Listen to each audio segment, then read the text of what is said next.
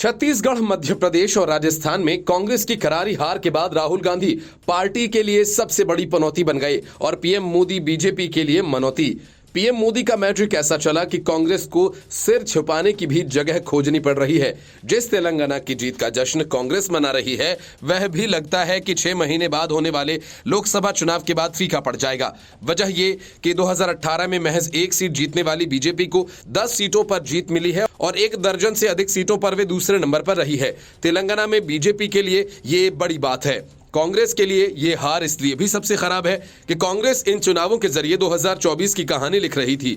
जातीय जनगणना के बहाने मंडल की सियासत और राहुल गांधी को वो रिलॉन्च करने की कोशिश कर रही थी। लेकिन कांग्रेस का ये फॉर्मूला उस छत्तीसगढ़ में ही पिट गया जहां 54% ओबीसी वोटर्स हैं। पीएम मोदी के खिलाफ राहुल गांधी और कांग्रेस की अभद्र टिप्पणियों ने बाकी काम किया।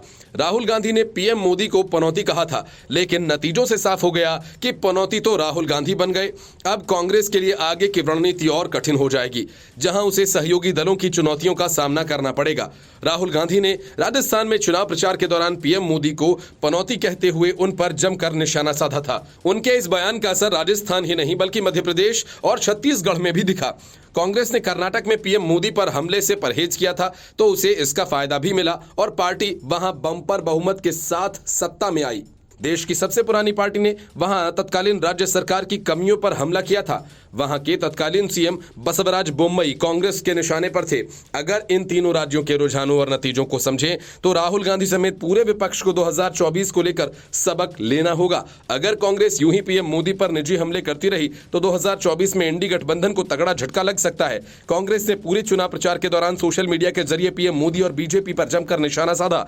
कुछ वीडियोज और ट्वीट्स तो बिलो द बेल्ट जैसे थे। हालांकि बीजेपी ने भी जवाब में कई ऐसे ट्वीट्स किए जो बिलो द बेल्ट वाले थे, लेकिन कांग्रेस यहां 2 राज्यों में सत्ता में थी और उसे एंटी इनकम्बेंसी से भी जूझना पड़ रहा था। ऐसे में पीएम मोदी और बीजेपी के समर्थकों के लिए ये अटैक एकजुट करने वाले साबित हुए। हाल के सालों में राजनीति में बिलो द बेल्ट हमले काफी देखने को मिले हैं, लेकिन विपक्ष ने जब जब ऐसा किया उसे फायदे के बदले नुकसान झेलना पड़ा। 5 राज्यों में विधानसभा चुनावों में इस बार कांग्रेस ने काफी नेगेटिव और आक्रामक कैंपेन चलाया था, लेकिन उसको तेलंगाना छोड़कर कहीं फायदा नहीं हुआ।